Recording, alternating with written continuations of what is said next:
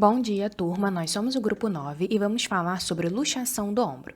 Luxação nada mais é do que o deslocamento total de um osso sobre o osso com o qual articula, levando à perda completa da congruência articular. Nesse trabalho, iremos focar nos tipos de luxação que ocorrem no ombro, bem como a sua anatomia.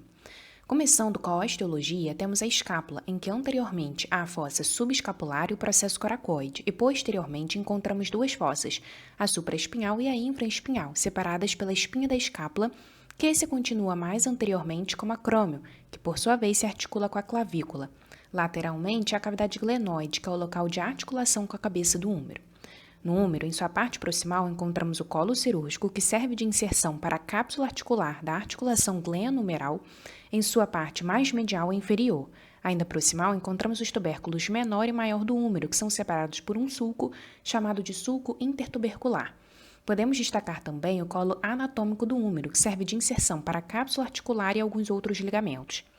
A articulação glenohumeral é a principal articulação do ombro e é classificada como uma articulação sinovial esferoide triaxial e se dá entre a face articular da cabeça do húmero e a face articular da cavidade glenoide. Existe uma estrutura fibrocartilaginosa, o lábio glenoidal, que dá continuidade à cavidade glenoide, com isso proporciona aumento da concavidade nessa região, conferindo maior estabilidade a essa articulação.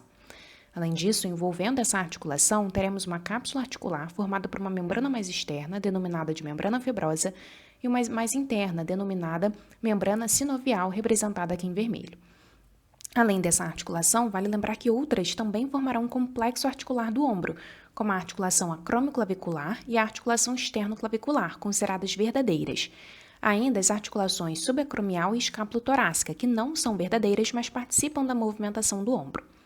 A estrutura ligamentar da articulação glenohumeral consiste principalmente nos ligamentos glenohumeral superior, médio e inferior, no ligamento coracoacromial e no ligamento coraco-humeral.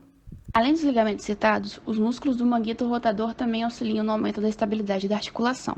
Isso ocorre porque seus tendões se fundem com a parte lateral da cápsula articular, de maneira a reforçá-la e dessa forma mantendo um contato congruente da cabeça do húmero contra a cavidade glenoide, impedindo deslizamentos.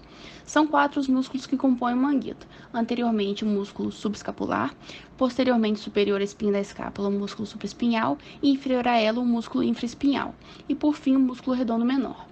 Os músculos que produzem movimentos na articulação glenohumeral são principalmente o deltoide, peitoral maior, grande dorsal e redondo maior. Esses músculos convergem para o húmero e sofrem contração do manguito rotador. Podemos observar nessa imagem que, passando inferior à articulação glenohumeral, temos o nervo axilar juntamente com a artéria circunflexa posterior do húmero.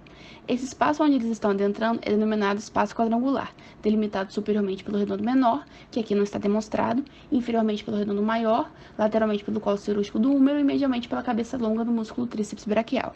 Nesse espaço, o nervo se divide em seus ramos anterior e posterior.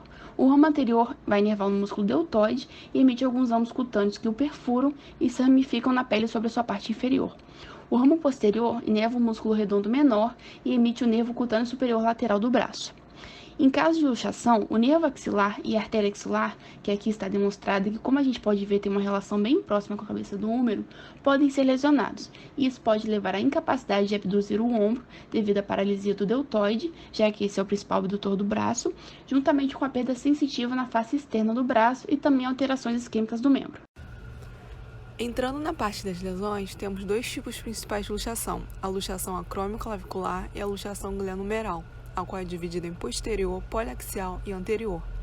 O diagnóstico dessas lesões acontece por meio do exame clínico, analisando sinais e sintomas, e o exame radiológico em AP e perfil vai atuar confirmando a suspeita clínica.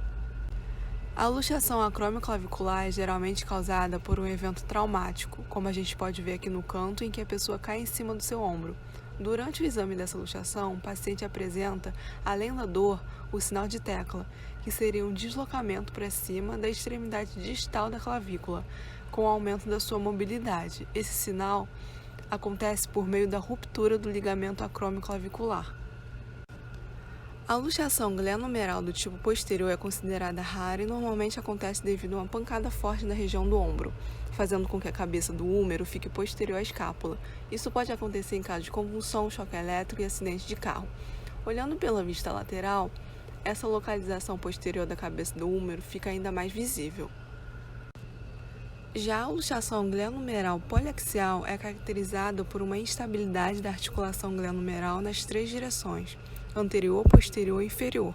Acontece com maior frequência em atletas que já têm um histórico de lesão no ombro e também em pessoas portadoras de doenças genéticas que apresentam fraqueza ligamentar.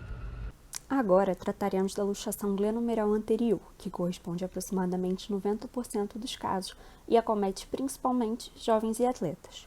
Isso ocorre porque as principais causas desse tipo de lesão são após movimentos súbitos compostos por extensão, abdução e rotação externa, comuns em atividades esportivas. Outras causas são por traumas com quedas para trás com o braço estendido ou quando ocorre queda sobre a região do ombro. Como consequência, tem-se o deslocamento antero-inferior do húmero. À direita, observamos uma radiografia normal.